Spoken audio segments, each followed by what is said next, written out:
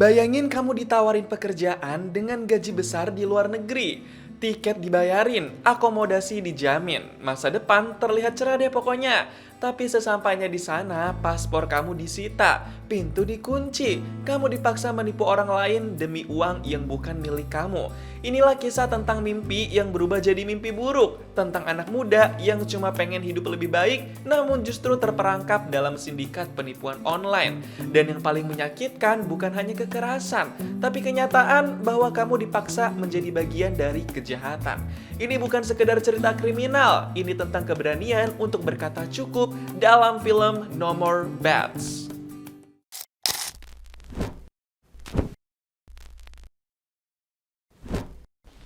Tahun 2018, di Cina ada cowok muda yang bekerja jadi programmer di sebuah perusahaan besar. Namanya Pen.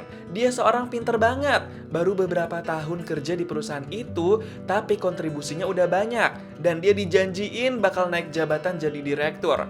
Dan disinilah pengumumannya bakal diresmikan. Dia udah pede banget nih bakal naik ke atas panggung. Tapi ternyata pas diumumin, yang jadi direktur bukan dia, malah orang lain. Pen langsung shock dong, apa-apaan ini? Padahal sebelumnya dia udah dijanjiin sama perusahaan. Langsung bete deh si Pen. Pen langsung mikir, mungkin orang yang diangkat jadi direktur itu punya orang dalam yang lebih kuat. Udah biasa lah ya kayak gini-gini, yang pinter bisa aja kalah sama orang dalam. Tanpa mikir panjang, Pen langsung bilang ke temennya kalau dia pengen langsung resign dari perusahaan. Dia udah dapat tawaran kerja bagus di Singapura. 银河，新加坡的游戏公司。你看，办公室、宿舍。你这太突然了吧？你不再考虑考虑？ Jiwa muda Pen bergejolak, dia gengsi kalau menetap di perusahaan itu. Dia langsung pergi dari acara itu dan ngebuang lanyard kartu karyawannya di situ juga. Bener-bener sengak banget nih gayanya Pen. Karena udah keburu benci juga sama perusahaan itu, Pen langsung ngide buat ngehack monitor di panggung itu. Pen bikin acak-adut deh layar monitor di panggung itu biar dia tambah puas dan sebagai tanda perpisahan sama perusahaan itu. Besoknya, Pen langsung pergi naik pesawat buat ke Singapura. Dia naik pesawat itu sekaligus sama beberapa orang penumpang yang juga keterima di perusahaan yang sama. Di dalam pesawat itu juga udah ada koordinator yang bakal menemani mereka ke kantor nanti. Cowok itu namanya Jun Chai.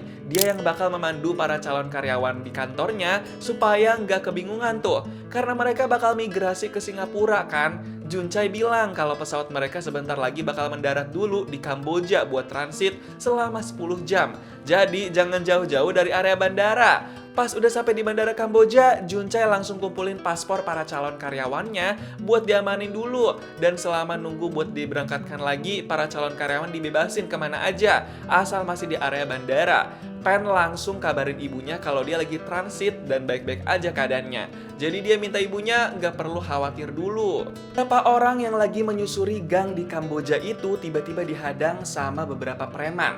Shock dong mereka, terus mereka juga dihajar pula sama beberapa orang preman itu. Di antara mereka nggak ada yang berani buat ngelawan, karena pada sangar semua premannya. Pen yang ngeliat itu langsung lari kabur dari kerumunan rusuh itu. Tapi dia dikejar-kejar nih sama Jun Chai. Panik dong dia, mana sempet-sempetnya lagi Pen tabrakan sama motor. Jadinya dia jatuh dan makin dikejar sama komplotan preman itu. Bahkan Jun Chai juga ngincer Pen banget tuh. Tapi lama-kelamaan Pen ditangkap juga sama Jun Chai dan komplotan preman. Pen udah nggak berkutik lagi sekarang. Dia langsung ditutupin kepalanya dan dibawa ke dalam bus mini gitu sama beberapa calon karyawan lainnya juga. Mereka dibawa ke pabrik hotdog yang lokasinya di daerah terpencil gitu, jauh dari kota dan keramaian. Bener-bener sepi dan serem banget. Di situ mereka langsung dikenalin sama cowok yang namanya Bing Kun. Dia adalah pemimpin di tempat kerja itu. Jadi mereka bakal kerja buat Bing Kun selama di situ. Ngedengar itu, mereka yang diculik ini langsung pada histeris dong. Mereka mau pulang dan gak mau dimanfaatin secara ilegal begini. Tapi mereka malah dihajar tuh sama preman-premannya karena protes. Gak pakai lama, Bing Kun langsung jelasin apa aja yang bakal dikerjain sama mereka pas kerja di situ. Mereka terpaksa dah ngikut aja. Mau gimana lagi kan? 我们的业务范围其实很广的，炒股、挖币、网游、电商、博彩。公司里分了8个组，正题反托，烽火除谣，听懂没有？ Gila-gila, pas dikasih tahu soal kerjaannya, parah banget kan? Semuanya terkait perdagangan, investasi, dan permainan ilegal. Bing Kun bilang kalau mereka bisa nipu lebih banyak orang, maka gajinya juga bakalan makin gede. Udah gila sih ini. Mereka juga dikenalin sama ruang pemrograman, orang-orang yang mengatur sistem dan nyolong data para target. Mereka juga diwanti-wanti, kalau berusaha kabur bakal dapat hukuman yang bikin mereka kesakitan. Sawan dong mereka semua langsung. Terakhir, mereka dikenalin sama ruangan para host game online. Disitulah para host akan bersandiwara sambil menipu para target. Pas dijelasin itu semua, Pen bilang kalau dia nggak tertarik buat gabung bekerja. Pas mau jalan keluar, Pen malah dihajar sama Junchai. Bahkan Junchai sampai ngancem-ngancem dengan nodong senjetong ke mukanya Pen. Malamnya, Pen sama orang-orang baru itu dikirim ke asrama tempat tidur dan tempat tinggal mereka selama bekerja di situ. Tempat tinggal dan tidur mereka nih kotor banget, kumuh, bareng-bareng bersama banyak orang pula. Nggak bakal kerasa nyaman pastinya. Di situ, Pen dipaksa sama Junchai buat kirim chat ke ibunya dan kabarin kalau dia baik-baik aja. Junchai nggak pengen orang tua para pekerja di situ nanti curiga dan lapor ke polisi. Jadi mereka paksa tuh buat bohong ke orang tua sendiri. Jadinya Pen mau nggak mau terpaksa ngelakuin apa yang diminta sama Junchai. Besok paginya, Pen sama para pekerja langsung mulai hari pertama mereka kerja. Di situ dikasih semangat dulu tuh biar bisa punya gairah buat bekerja keras. Abis itu, Pen langsung ditugasin buat mengurai data web, pekerjaan programming gitu deh. Tapi Pen gak jawab dia mau kerjain. Dia langsung jalan aja tuh nyelonong. Saat itu juga, Pen langsung dihajar sama Junchai dan komplotannya. 说会不会？会不会？会不会？会不会？会不会？ Untungnya ada Bing Kun yang ngebela Pen dan nyuruh komplotan buat tenang. Bing Kun nih punya pendekatan yang lebih manusiawi. Dia masih ada sopan santun dan sikap baik biar kedua belah pihak sama-sama nyaman. Abis itu Pen langsung duduk di meja komputer buat kerja. Dia terpaksa nih mau nggak mau nurutin kemauan dan suruhan orang-orang di perusahaan bodong itu. Pen beneran ngelakuin apa yang disuruh sama Junchai buat ngurai data di website. Tapi habis selesai kerja, Pen nulis sesuatu perkataan minta tolong di kertas gitu. Dia punya rencana kecil nih. Pen pengen nempelin kertas minta tolong itu di jendela toilet. Dia berharap nanti pas ditempelin bisa ada orang luar yang baca. Tapi pas mau nempelin itu, Pen malah kena apes. Dia nggak sengaja jatuh ke lantai dan bikin urinoir toilet jadi ambruk tuh. Duh, kasihan amat ya. Mau minta tolong aja susah nih dia. Tiba-tiba ada cewek cantik yang keluar dari toilet itu. Cewek itu lihat-lihatan sama Pen. Pas ngeliat kertas, cewek cantik itu langsung ambil dan baca apa isinya. Dia langsung bilang ke Pen, kalau sampai ngebocorin ke orang luar, Pen bisa dihajar habis-habisan atau bahkan metong nantinya. Pen langsung penasaran tentang cewek itu dan gimana dia bisa kerja di sini. Katanya cewek itu ditipu sama Junchai, bukan diculik. Dan sekarang, cewek cantik itu harus kerja mencapai target angka penjualan 5 juta kalau mau keluar dari tempat itu. Pen langsung nawarin mau bantu cewek itu capai target. Tapi cewek itu juga harus bantu Pen keluar kalau udah bebas nanti. 我帮你完成业绩，你帮我出去报警好吗？ Cewek cantik itu langsung mikir dan mempertimbangkan tawaran kerjasama dari Pen itu. Tapi sebelum lanjut ke cerita utama, coba kita kenalan dulu sama si cewek cantik itu. Dia namanya Anna. Sebelum kerja di perusahaan bodong itu, Anna bekerja sebagai model iklan. Dia cantik, badannya bagus, perfect deh buat model iklan di sebuah agensi. Tapi sebenarnya Anna tuh baru dipecat dari agensi modelnya karena dia diduga kasih foto ke majalah 18+. Jadinya, Anna melanggar aturan dan dipecat. Padahal, Anna bilang kalau dia nggak tahu apa-apa. Dia membantah dan bilang kalau majalah 18+ itu nyolong fotonya dan diedit-edit. Tapi bosnya nggak percaya sama Anna. Anna sempat protes besar, tapi bosnya tetap nggak akan mau ngebela dan mempertahankan Anna di agensi model itu. Jadi mau nggak mau, Anna harus keluar dari kantor agensi model itu. Karena udah nggak ada pekerjaan kontrak, jadi Anna coba-coba kerja jadi model freelance nih. Dia udah dapat pekerjaan freelance buat jadi model gitu. Dia dibawa ke kamar hotel sama salah satu cowok buat ke tempat pemotretan. Pas udah bersiap mau foto, ternyata Anna malah disuruh pakai pakaian yang seksoi banget. Karena baru tahu, jadinya Anna langsung buang baju itu dan pergi dari kamar hotel. Dia ngerasa ditipu. Anna sempat ditahan dan dihadang lagi sama cowok itu. Anna jadi marah-marah nih dan tegesin kalau dia nggak mau ambil kerjaannya. Bahkan cowok itu sampai ngata-ngatain kalau Ana itu perak. Untungnya ada seniornya Ana di tempat kerja sebelumnya tuh yang ngeliat. Dia langsung membela Ana dan ngebantu. Bahkan si senior rela ganti rugi uang yang udah dibayar ke Ana. Besoknya si senior langsung kenalin Ana ke Juncai buat ditawarin kerjaan jadi host game online itu. Ana sih tertarik karena dia juga lagi butuh duit dan pekerjaan. Jadi dia langsung bilang kalau dia mau kerjaannya. Pas nganterin Ana pulang ke kontrakannya, si senior langsung telepon Juncai. Ternyata dia kerja sama dengan Juncai buat nipu Ana. 怎么的？ 掂咗碌蔗啊，索到咁大佬。偉哥，辛苦晒啊！下載愉快咯。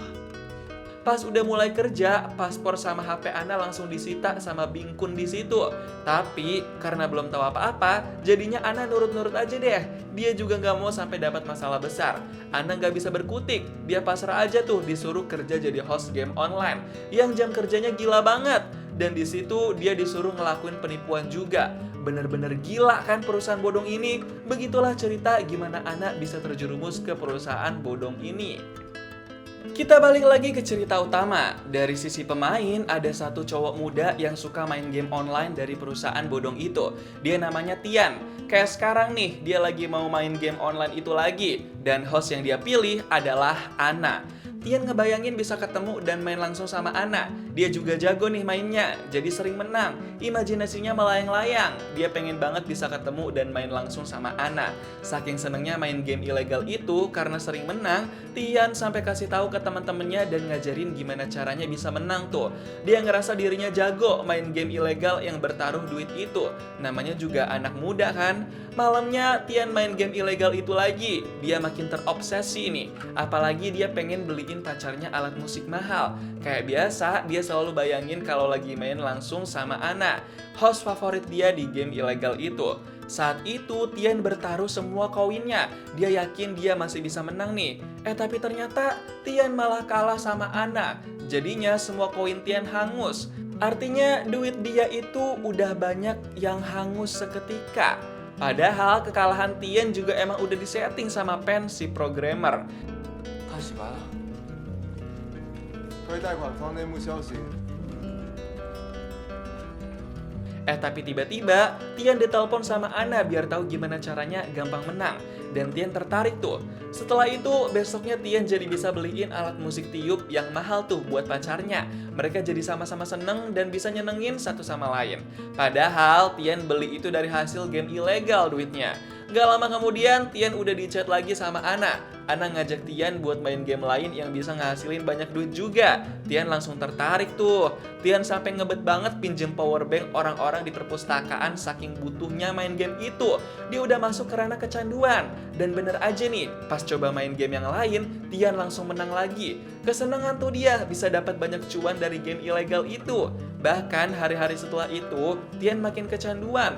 Dia sering main game ilegal itu di tempat kerja. Kerjanya jadi nggak fokus. Parah banget kan? Bukan cuma itu, gara-gara makin akrab sama Ana, Tian disuruh Ana buat nyebarin QR code profilnya supaya makin banyak orang yang main game ilegal itu dan pilih Ana sebagai host. Untungnya Tian mau tuh ngelakuin itu. Dan lama-kelamaan profil Ana berada di peringkat pertama tertinggi dibanding host yang lain. Ini semua berkat pemrograman Pen juga nih supaya bisa menarik perhatian Tian lewat pengaturan program. Tapi gara-gara kecanduan itu, Tian jadi punya masalah nih. Dia sering minjem uang banyak ke orang lain buat dapat modal main game ilegal. Tapi dia belum bisa ganti pinjamannya. Jadinya sampai ada orang yang marah dan datang ke rumah dia lah tuh. Parah banget kan? Gara-gara kejadian itu, Tian jadi dibawa nih sama komplotan rentenir yang nagih utangnya Tian. Tian mau dimanfaatin karena gak bisa bayar utangnya. Jadi dia bakal dibawa ke suatu tempat nih. Malamnya keluarga Tian terpaksa harus kasih semua duitnya ke rentenir itu. Mereka pengen bawa pulang Tian biar gak diapa-apain. Jadi ya udah deh, mereka pasrah nyerahin semua duit-duit yang ada. Tapi pas udah balik ke rumah, Tian malah pergi lagi.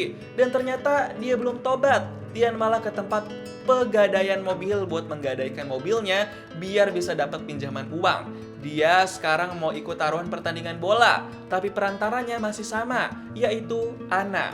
Tian langsung aja ketemu pacarnya. Dia nyuruh pacarnya buat bikin akun dan chat sama host Ana. Dia bilang mau ikut main taruhan pertandingan bola. Karena ngelihat Tian serius banget, jadi pacarnya ngikut dan nurut aja tuh. Dia lakuin semuanya sesuai kemauan Tian. Pas tim yang dijagoinnya menang, Tian seneng banget. Dia ngerasa beruntung dan bakal dapet cuan banyak nih. Tian bener-bener kesenengan. Tapi tiba-tiba pacarnya ngomong kalau dia ngebatalin taruhannya. Dia takut Tian kalah lagi. Jadi dia diam-diam ngebatalin sebelum pertandingan dimulai. 我怕你又输了，还是钱偷偷取消了。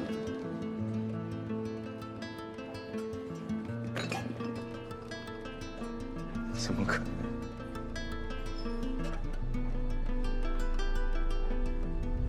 Pas tahu ternyata beneran dibatalin, Tian langsung shock. Dia marah sama pacarnya. Bahkan saking keselnya, Tian sampai berani main fisik sama pacarnya sendiri. Parah banget kan? Tian bener-bener cuma mentingin game ilegal itu. Gara-gara takut Tian makin kebablasan, jadi pacarnya Tian terpaksa ngelaporin Tian ke polisi. Pacarnya bilang Tian kena banyak tipu. Dia minta bantuan biar polisi mau membujuk dan menasehati Tian sampai sembuh dan tobat. Pacarnya Tian memohon banget nih biar bu polisi buat bantuin Tian yang udah terlanjur kecanduan game ilegal. Gara-gara udah banyak rugi, sekarang Tian jadi depresi. Dia ngurung diri terus di kamar dan gak nafsu makan sama sekali. Yang ada di pikirannya cuma game ilegal terus. Tian sampai pernah ngamuk dan ngancurin barang-barang rumah. Dia bener-bener udah depresi tingkat tinggi. Bahkan Tian sampai ngancem-ngancem ibunya kalau dia pengen menghilangkan nyawanya sendiri kalau si ibu gak mau kasih pinjem HP. Tapi akhirnya tetap aja, Tian bisa ngebobol berangkas ibunya dan ngambil HP dan sertifikat rumah buat digadein. Gila, ini udah di luar nalar sih.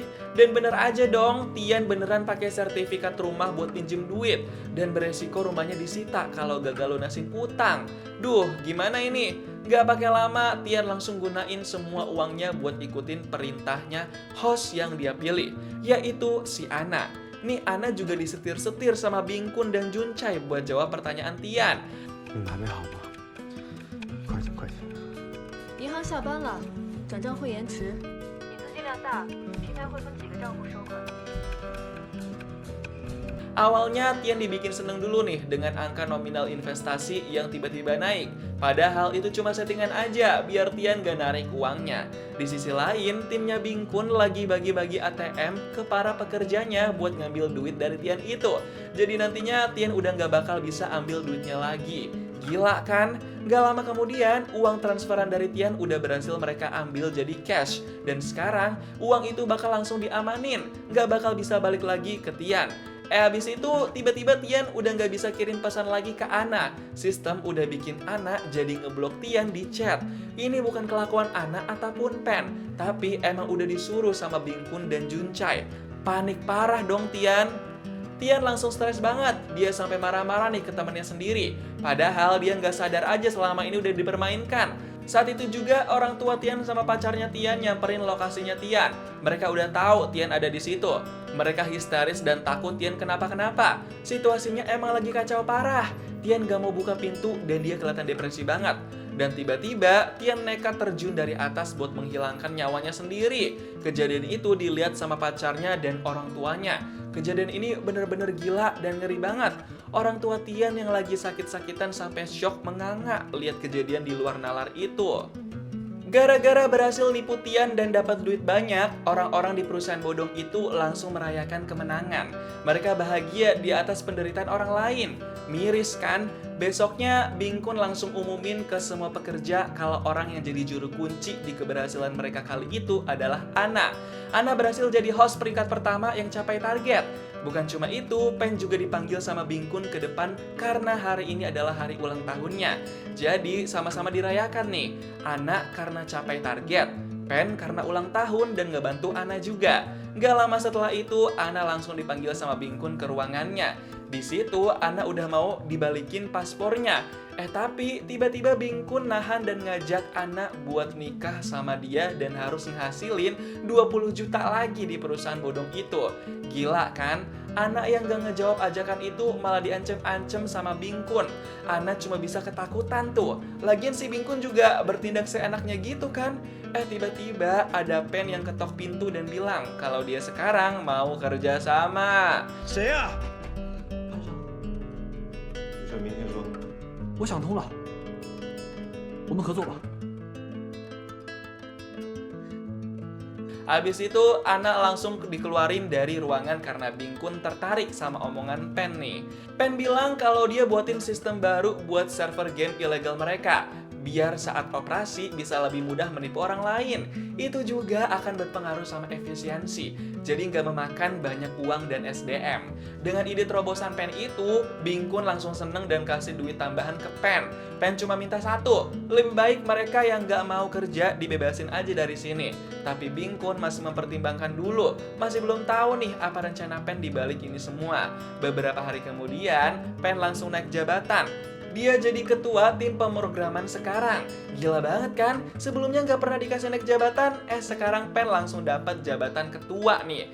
Pen seneng-seneng aja, dia juga belum tahu mau ngerencanain apa lagi ke depannya. Tapi sementara, dia ikutin aja dulu alurnya Bingkun. Sesuai permintaan Pen juga, Bingkun sekarang mecat beberapa pekerjanya yang gak terlalu diperluin banget. Dengan begitu, semakin dikit orang-orang yang terjebak di perusahaan bodong itu. Apa jangan-jangan Pen emang pengen jadi pahlawan aja nih bagi orang-orang yang terjebak di situ? Setelah ngelakuin itu, Pen dapat terima kasih dari orang-orang yang ngerasa kebantu. Mereka senang bisa bebas berkat Pen. Tiba-tiba di situ Pen salaman salah satu orang dan di tangannya Pen kasih duit kertas berisikan tulisan buat minta tolong dan telepon polisi. Pen berharap orang itu mau dan berani kasih ke pihak berwajib. Tapi malamnya Juncai tahu hal itu dan kasih uang kertas itu ke Bingkun. Dia laporin tuh kalau ada orang yang nulis minta tolong di uang kertas itu. Pas ditanya dan diancam sama Bingkun di ruang tengah, mau gak mau Pen ngaku. Tapi Ana juga malah ikutan ngaku tuh. Bingkun langsung murka pas mereka berdua ngaku mereka pelaku uang kertas itu. Langsung deh Pen sama Ana dapat hukuman kejam dari Bingkun sama Juncai. Kasian banget mereka tersiksa mulu di situ. Tapi untungnya mereka masih hidup, belum dibikin metong sama Bingkun ataupun Juncai. Tapi suatu malam tiba-tiba Juncai mau ngebantu Ana. Dia kasih tuh Ana paspor sama HP-nya. Dan Ana dibolehin pergi dari perusahaan bodong itu. Gak tahu apa alasan Juncai, tapi Ana bersyukur masih dikasih kesempatan buat pergi. Jadinya dia pergi malam itu juga. Gak pakai lama, Juncai juga langsung kasih bukti rekayasa kalau Ana udah metong ke Bingkun. Biar Bingkun bisa percaya juga tuh dan gak nyari-nyari Ana lagi. Kok jadi berubah gini ya si Juncai? Bingkun langsung kasih rekaman itu ke Pen. Ngeliat itu, Pen langsung shock dong. Dia pasti ngiranya Ana udah metong sekarang. Dia jadi ketakutan nih, takut dibikin metong juga abis ini. Di sisi lain, Ana yang udah sampai di Cina lagi, langsung dipanggil buat ketemu sama Bu Polisi. Bu Polisi udah tahu kalau Ana salah seorang yang terlibat di kasus ini, karena sebelumnya ada laporan dari pacarnya Tian. Di situ mereka kenalan dan Ana ditanya banyak soal apa yang terjadi sebenarnya. Habis itu, Ana, Bu Polisi, sama pacarnya Tian nengok Tian di rumah sakit. Ternyata nyawa Tian masih selamat, tapi kondisinya udah kritis parah. Kemungkinan gak bisa bangun lagi. Di situ pacarnya Tian sedih banget dan dia sedikit nyalahin Ana yang terlibat di kasus ini. Ana cuma bisa nangis aja dan denger cerita dari pacarnya Tian. Abis itu Bu Polisi bilang banyak orang lagi butuh bantuan Ana dan dia juga lagi selidikin keberadaan Pen. 我知道你也是被骗的，现在有很多人都需要你的帮助。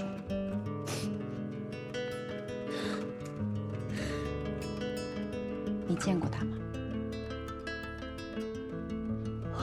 Besoknya, seluruh polisi di Cina langsung ditugaskan buat memberantas penipuan online itu. Mereka menugaskan banyak polisi buat mencari dan memberantas perusahaan bodong itu. Wah, mulai bergerak nih polisi, karena udah dapat konfirmasi dari Ana. Jadi gampang juga nih seharusnya buat nangkep Bingkun dan Juncai. Besoknya, para polisi Cina langsung sampai di pabrik perusahaan bodong itu.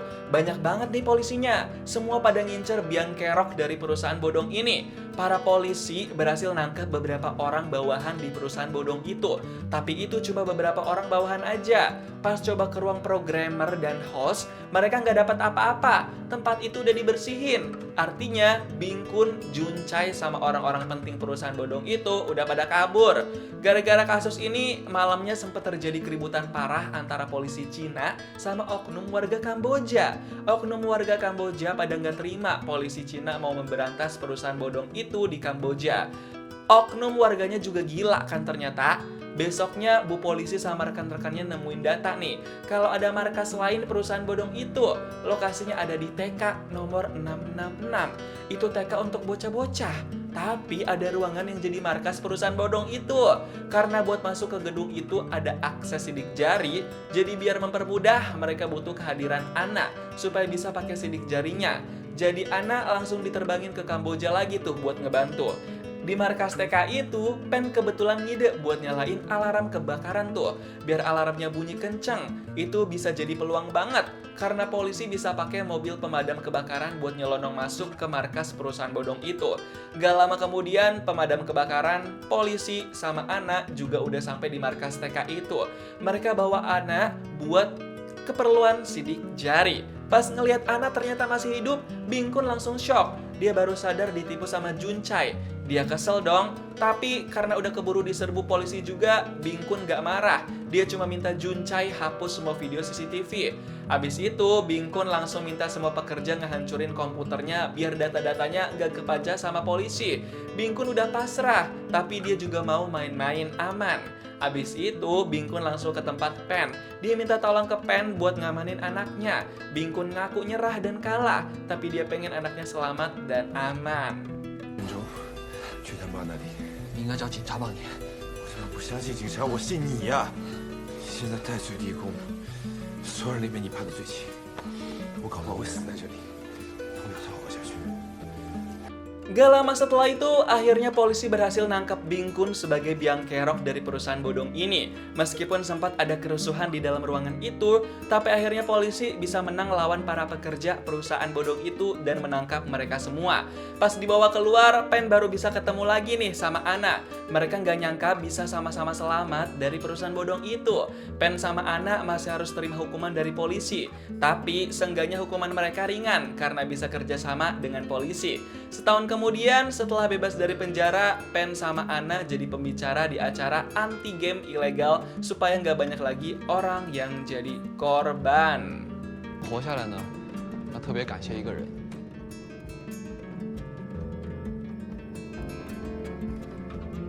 好久不见。 Film No More Bets mengajarkan satu hal penting. Kadang kita bukan jahat, kita hanya terjebak. Terjebak oleh mimpi, terjebak oleh janji manis, terjebak oleh kebutuhan hidup. Namun sehebat apapun tekanan, selalu ada momen ketika kita harus memilih. Diam dan ikut arus, atau berani melawan meski sendirian. Keberanian bukan soal fisik, keberanian adalah ketika kamu tahu itu salah dan tetap memilih melakukan yang benar. Karena nggak ada kesuksesan yang datang dari kebohongan. Gimana nih pendapat kamu tentang film No More Bets? Coba tulis di kolom komentar dan kasih tahu kamu mau diceritain alur film apa selanjutnya.